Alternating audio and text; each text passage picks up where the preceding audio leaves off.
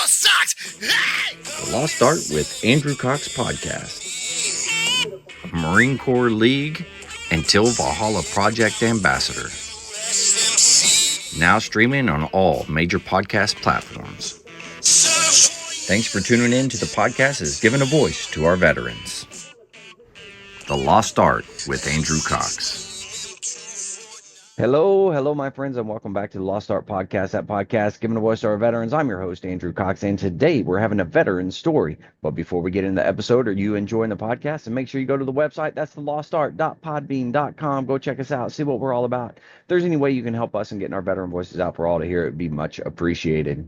A huge shout out to the Till Valhalla Project out there doing amazing things. If you don't know anything about that amazing organization, go to their website. That's tillvalhallaproject.com. And as always, for you Marines out there, there's a place for you once you get out. That's right. It's called the Marine Corps League. We're always looking for new members, so don't hesitate to go to the website and join up. It's mcleague.org.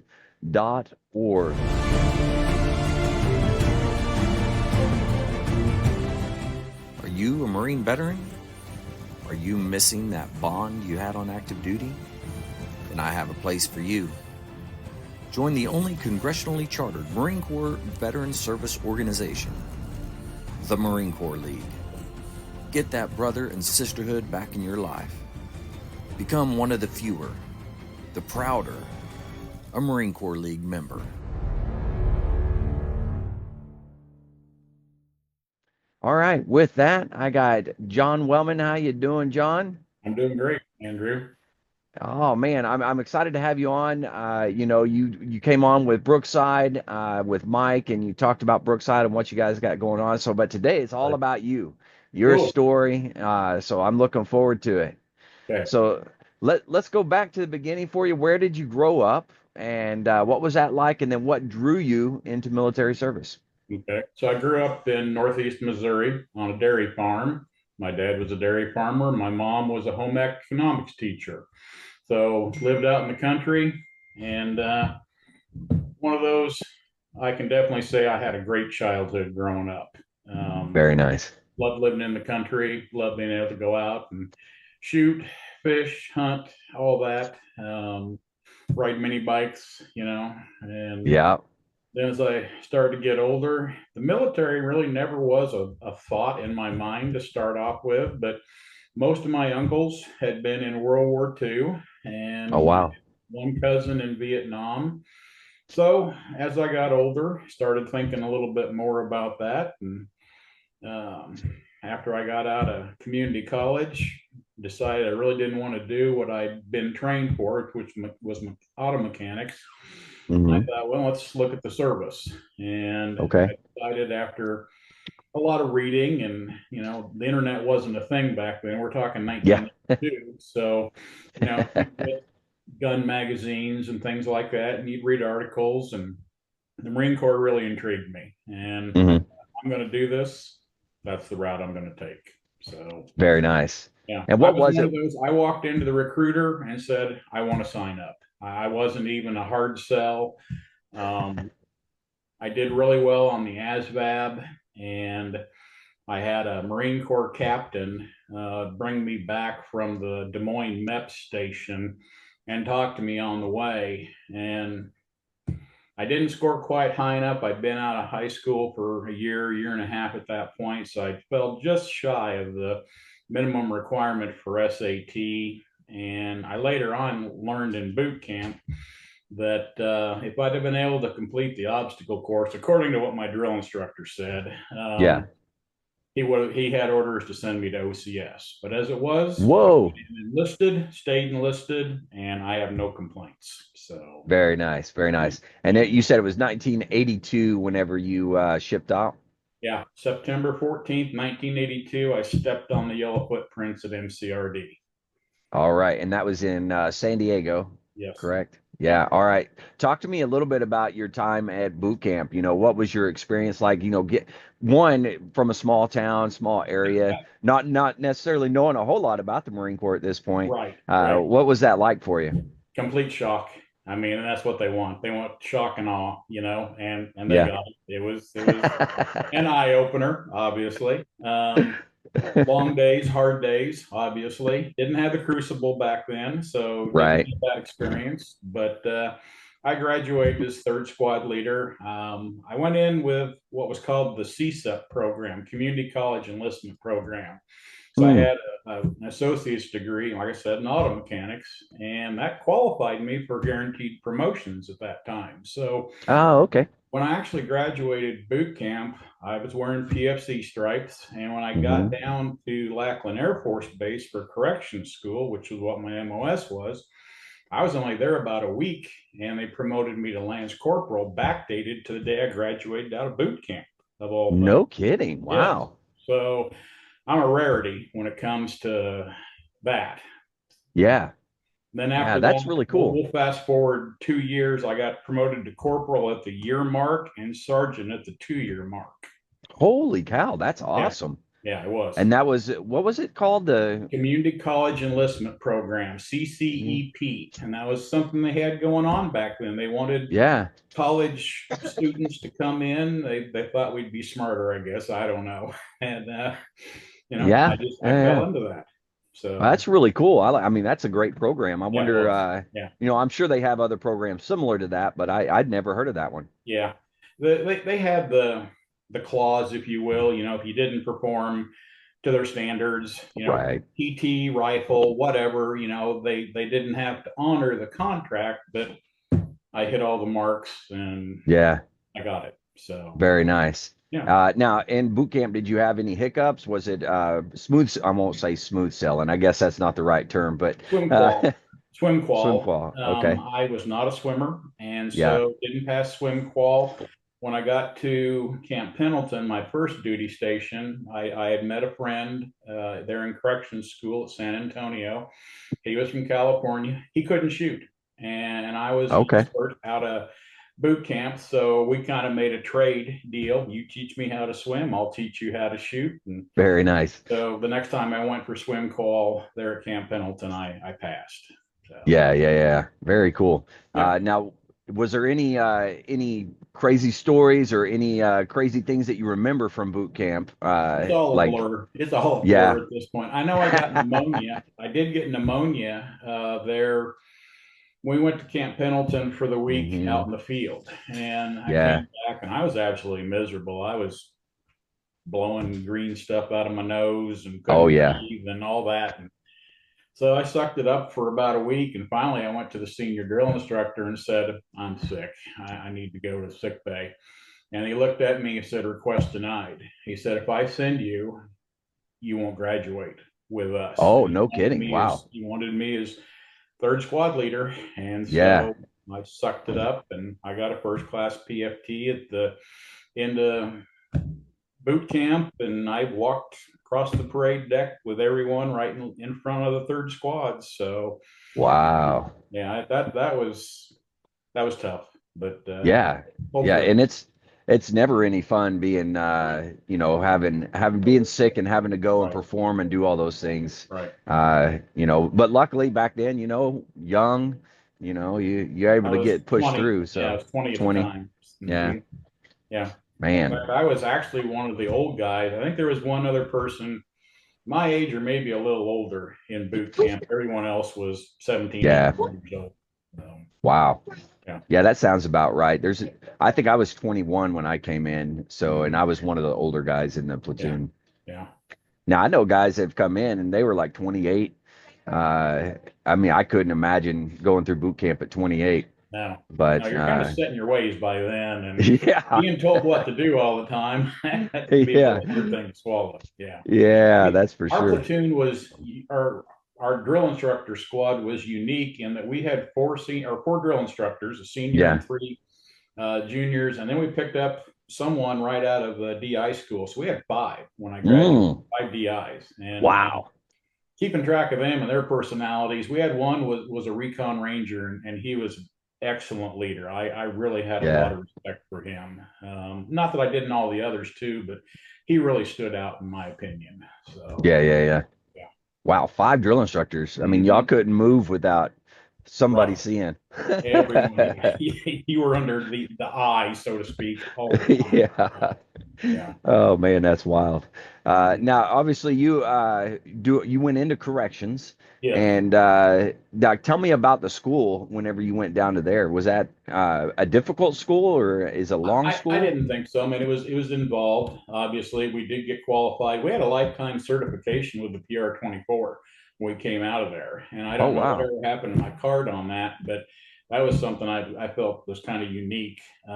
It was a lot of security and things like that, and how to handle different situations in the brig, and a lot of it is just people skills. Yeah. I always felt that I would treat someone the way they treated me Mm-hmm. until things went south. And then, you know, things would change. So I Yeah. always tried to treat, regardless of the situation, they're still a human and Mm-hmm. you need to treat them as such. They're in a bad situation. There was no reason for me to make it any worse for them. The Yeah. Good point. first assignment I had at the brig, I was a dorm supervisor, and I'm going to say there was probably 30 to 40 inmates in that dorm, and so you work your shift with them and you get to know them a little bit, not on a personal level, but on a Yeah. who they are and what they can do type level.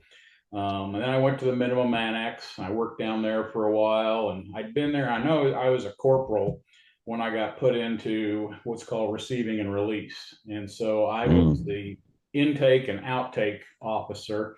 We would work 24 on, 48 off. It was a sleeping post, Oh wow. actually. Slept in the brig on a cot there in my office. And that was really good. I got to meet Gunnery Sergeant George Matthews at that time. He was in charge Okay. of receiving and release. And he became a very pivotal person in my life in that he transferred up to San Francisco to the absentee collection unit about a Mm-hmm. year before I reenlisted.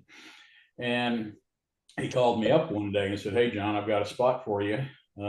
Put in your papers to come on up here." And so I Yeah. did. I reenlisted a year early, went to San Francisco, and was a cross country prisoner escort there on Treasure Island for the next 4 years after that. And that was a Wow. phenomenal duty station. He ended up going to Okinawa, Japan to be the warden of the brig over there after that, and Oh, then ultimately retired as master gunnery sergeant. And after he retired, he moved back to Boise, Idaho, and became a federal marshal. So he has no kidding. Wow. quite the history. Yes, he was a phenomenal man. I really enjoyed working for him. Um, Wow. That's really one of cool. those Now, one of those leaders that you never forget. You oh, know. absolutely. Yeah, Yeah. yeah, yeah. And it's very interesting. You run into those individuals, and it's almost like you don't expect it sometimes, and you hit Mhm. them, and then it's like, oh wow, and it just you're amazed at what they can do and all the stuff, and Yeah. that at such pivotal moments in your life. Correct. Hmm. Yeah. Yeah. Well, talk to me a little bit about some of your experiences when you were doing the escorts. And I know we had talked briefly about this on the other Right. podcast, but kind Yeah. of go into tell us some good stories about that. So I was right away a senior escort, and ended up being the senior sergeant there at San Francisco not too long after I got there. Wow. Most any of the high security moves were assigned to me. Um, the most the most important one, there, I'll get that word out. The most important one probably was an inmate called, his name was Corporal Lone Tree, and he was one of our Russian embassy guards that was charged with espionage. He was caught selling secrets for sex to a Russian Yeah. KGB agent. And we had heard that there were death threats out for him. So rather than flying, we normally flew commercial airliners with our prisoners Hmm. wherever we went. He was an exception. Of course, the brig at Pendleton is right up the road from the airfield. And so Right. we had a C 130 ride from Camp Pendleton to Quantico, Virginia, which was the longest flight of my life, Ooh. it felt like. Yeah, that is a long flight. That was That's a a long long way to flight, the go. C-130, noisy, Yeah. no air conditioning, etc. And here we are in suits because we always travel. We look like, I don't want to paraphrase this, but we look like FBI agents whenever we went Yeah. somewhere. We had the brown briefcases, we were in suits, and we didn't look like Yeah.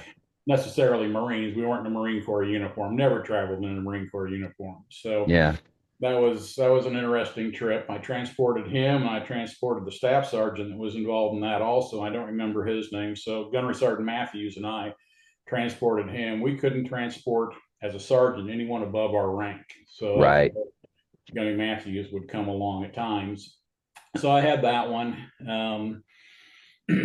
I traveled to all parts of the western United States, the Far East. I've been up to Adak, Alaska, where you can literally look across the Bering Sea and almost see the Russian coastline. Oh, wow. Yeah, the first time I ever flew up there, we flew in and they told us to stay on the airplane. They were going to go ahead and bring the prisoner to us. And I'm like, okay. So while we were there, I think it snowed 6 inches in 20 minutes. They were de-icing the plane the entire time. Okay. Holy So cow. we take off out over the Bering Sea, and I'm looking down, and there's huge white caps. And I didn't know a lot about the Bering Sea, but I'm looking down there thinking, boy, we go down in this, there's no living that one. Yeah.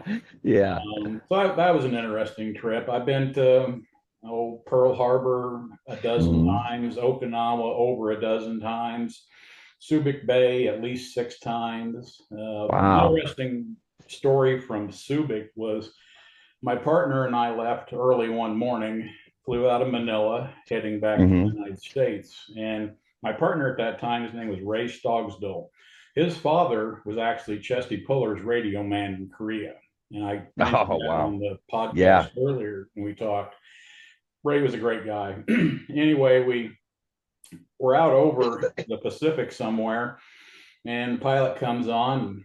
This is like an hour after we took up. He's like, ladies and gentlemen, I don't know how to tell you this. I hate to tell you this, but we've lost two of our three engines. So we're going to be making an emergency landing at Guam. And I'm thinking, oh, great. Okay, we've got two prisoners. We just took off. It's already an early morning, so we had to get up at like 4 o'clock to get to Manila. It's a Yeah. couple-hour drive from Subic to Manila, and now we're already on the ground again. So we ended up staying there an entire day. And 24 hours later, and my partner and I really hadn't gotten any sleep at all during that time. So we have to watch our prisoner Right. put us in a hotel there at Guam. We're back on the plane. And this is probably 1985, I'm going to say, Okay. somewhere in there. No, Yeah. I'm sorry. It'd been after probably about 1988. There we go, about 1998. And if you know what the boom boxes were back then that Oh, everyone yeah. Yeah. Yeah. carried, okay. So someone from the Navy got on the plane, put his big boom box above where my partner was sitting.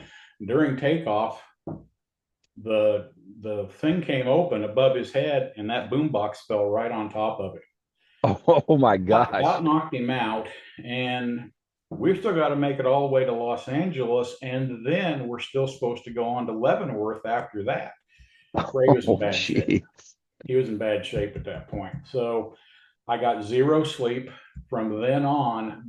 Between the time we took off or got up in Manila and actually got to Leavenworth and dropped our prisoner off, it was a 72-hour trip altogether. And Oh, it and was you were about, up the whole time. yeah, that was miserable. Yeah. Yeah. Yeah. It's not like you're out doing things and moving No, around no, you're sitting and on you're an just sitting on airplane, an you're stuck airplane. there, Yeah. going an airport terminal, one or the other. So, yeah, Yeah. one of the other interesting moves that we made, um, Marine Corps, we were a satellite unit from headquarters Marine Corps. That was Hmm. that was our main unit. We were detached from them. So they gave my gunny a call and said, "Hey, we've got a prisoner that is in Australia. He Oh, deserted nice. during Vietnam, went to Australia, and now he's trying to enter the United States because his mother, who lived in Maine, is dying. and he'd gone to the U.S. Embassy in Australia to try and get a passport or a visa to come into the States. Well, his name popped up as a deserter. And so my gunny tells me, "You're going to Australia." Woohoo! I've never been to Australia. Cool, man. Well, in the Marine Corps' infinite wisdom, they decided they would have this fella fly into LAX. They're in Los Angeles, and we would meet him there. I'm like, dog, Yeah. the one and only So opportunity. close. Yeah, so close, exactly. So he flew in, and we met him at customs, and the security guards and police were there. They're like, "Hey, there's all sorts of news crews at the terminal gate. We're going to take you around and have you enter the aircraft up through the service entrance." I'm like, "Okay, that's fine with us." So we get in, and we're just kind of getting settled in. We always had to sit at the very rear of the airplane, not next to the Right. exit with our prisoner. So we're just getting settled in, and here comes this news crew. They had bought tickets to come onto the airplane. Oh my And here's a God. guy with a camera leading the way and filming the entire thing. And of course, I had to do the, stop right there. You can't come any closer, and talk to the newsman. And I'm like, "Sorry, I cannot authorize an interview. You've wasted X amount of dollars, getting these people Yeah. to come on here." So they turned around and left. And so we land at Dulles, I believe, with this guy. And again, we look out on the catwalk, one news crew after another lined up Oh waiting my for us to gosh. come into the terminal. So they actually had one of those food carts trucks come out, raise up the scissor jack. We got onto there, and they took us straight to a rental car to where we could get out of there and take him to Wow. Mexico. I understood that they were just going to go ahead and summarily release him from service because it'd been Right. 15 years at that point that he'd been deserted. So those are Holy some of the cow. interesting stories. Yeah. Wow. Yeah. Man, you got to definitely see some interesting things, Yes. go to some Yes. interesting places as well. Yes. That's pretty Mm-hmm. awesome. And Mm-hmm. then Yes. now how long were you doing that duty? 4 years, 4 from years? January of '86 until December of '89. That was my tour there. Mm-hmm. Okay. And then at that point, is that when you transitioned out or did you go somewhere else? No, I transitioned out in December of '89. December of 89. Okay. Yeah. Yeah. And then once you did that, what was like what did you end up doing? Became a police officer All right. And for the there's next plenty of 34 stories years. there. Pardon me? I said there's plenty of stories there, I There's guarantee. plenty of stories. I had one woman try and kill me. Yeah. So I'd been working for literally 1 week shy of 29 years on the job without a major critical incident for myself when I had a prisoner try and kill me. Yeah. No kidding. Yeah. She Holy ended up getting cow. 36 years in prison out of the deal. Woo! Yeah. Holy moly. Yeah. And I Now, came out thankfully unscathed for the most part. So yeah. Now, were yeah. you doing like in the prison systems, or were you a patrol officer? No, patrol officer. Patrol officer. Okay. I worked for a little town called Marceline, Missouri, and Hmm. if anyone's ever heard of Marceline, it's the boyhood hometown of Walt Disney. So Yeah.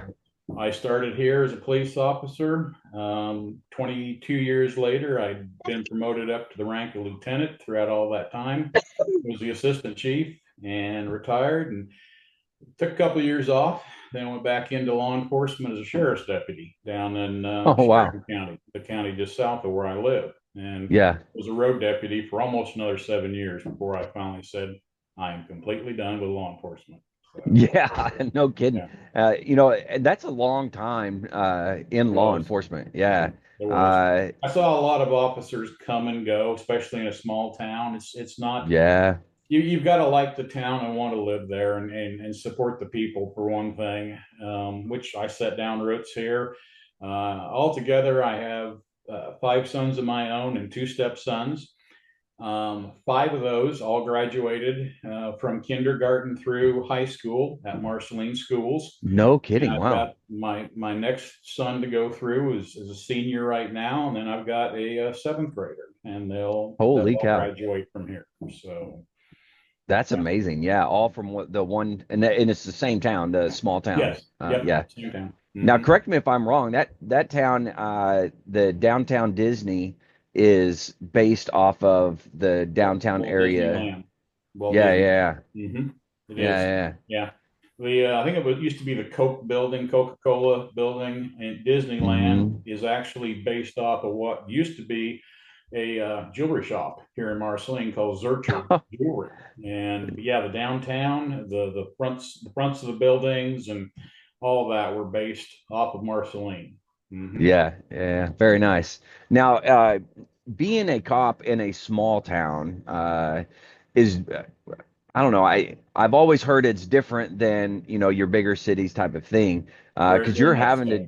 yeah, you're having to deal with the people and I You guess live with them daily. politics. Yeah, Yep, yeah, yep. You yeah, live with them daily. When I first moved to Marceline, of course, I was not from here to start with, and so anyone in Marceline's kind of a cliquish little town. Okay, yeah, if you're not from here, you're always an outsider. yeah. Even though Hmm. I've been here for 35 years now, I'm probably still considered an outsider in that respect. But I quickly got the nickname of Spike. At that time, when I came out of the Corps, I was still sporting a flat top and Nice, yeah. still had the Marine Corps attitude about me, if you will. So Uh-huh.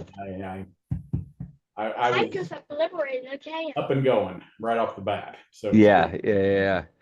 Very nice. Now, did you have any issues, kind of it being a small town personally, or did you kind of No, I fell right navigate it into it. well? Yeah, From when I had grown up, living out in the country, it was kind of like coming home again, if you will. I yeah. was more out of place, if you will, when I lived in Oceanside and then San Francisco. Big city life just wasn't what I Oh, wanted to yeah, do, and it didn't wasn't how I wanted to raise my kids either at that time. So yeah, absolutely. There's something to be said about a small town atmosphere and raising exactly. kids and Hmm. a little more wholesome. Right. And then just there's lots of stuff to do outside. Correct. Go, fishing, hunting, those types of Hmm. things. Hmm. More readily accessible. Yes. Yeah, Yes. Yeah. man. And it was 34 years total that you did in law enforcement, and That, then you started working there at Brookside. Is that right? that's correct. Hmm. Yeah. And how long have you been with Brookside now? 13 months. 13 13 months months. almost to the day. Hmm. Yeah, yeah, yeah. Yeah. At which you guys are doing some great things there. That's what Thank you. the podcast that's on today is about. But Right. yeah, you guys do some outstanding stuff there. I'm very impressed with it. Thank you. Well, is there anything else that you kind of want to share about your experiences, your times, Probably anything? one of the most enjoyable times that I had in the Marine Corps. I love to shoot, and so I was on the base brig rifle and pistol team twice, and I was actually the Nice. base high shooter with the M16 during one of those matches, one of those intramural matches that you're up against 300 of the other best shooters in the entire base, and so that was a high point. That was that at Pendleton?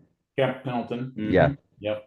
Camp Pendleton in fall of 1985, the intramural match. Yeah. Now, Yeah. with that, did you, because you have the expert badge, and then when you're shooting those intramural shoots and stuff, you can get what is it, like the Distinguished. bronze distinguished? Is that what Distinguished it is? badge. Yeah. If I'd have So did, shot one more match from what I was told and done as well as I had during the other two matches, I would have yeah. gone distinguished. But at that time, I was getting ready to transfer to San Francisco. And after Mm, I went up there, I never touched another M16 the entire next 4 years. no kidding. No Wow. kidding. I got Just, out with I have a fifth award expert for rifle and third award expert for pistol. mhm. When I left Pendleton, December of '85, which I'd only gotten there in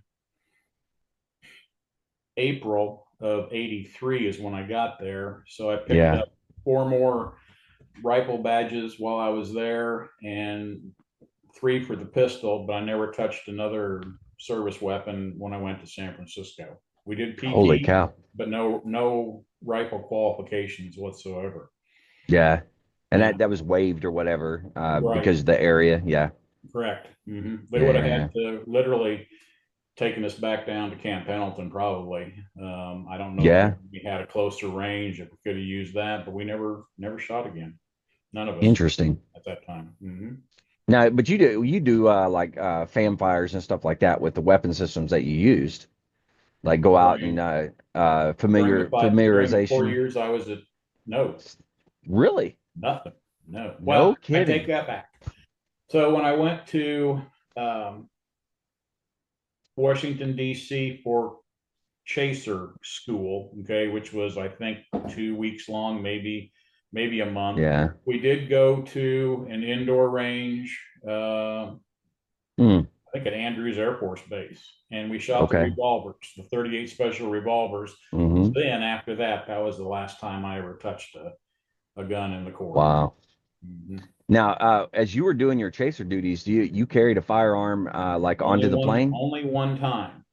Okay. My understanding, and this might be a little bit of urban legend, but some of the guy we used to have there were several Marine Corps absentee collection units scattered throughout the country. There was San Francisco, Hmm. there was one in Denver, there was one in Dallas, Philadelphia had one, Chicago had one, and I think somewhere in New Jersey may have had one. Well, they disbanded several of those. Denver, Dallas was gone, Chicago was gone when I got there, and my Hmm. understanding, some of the Marines had taken their weapons home and maybe gotten a little bit of an altercation at a bar occasionally with those, and so Ooh. Marine Corps decided maybe it wasn't a good idea. Our weapons were always locked up in the MP shack there at Treasure Island. Yeah. I touched one time, and I think that was probably when we transported Corporal Lone Tree, even though we never really left a Marine Corps facility. So Yeah. other than that, they didn't trust us No kidding. or give us weapons. We were unarmed every time we went out.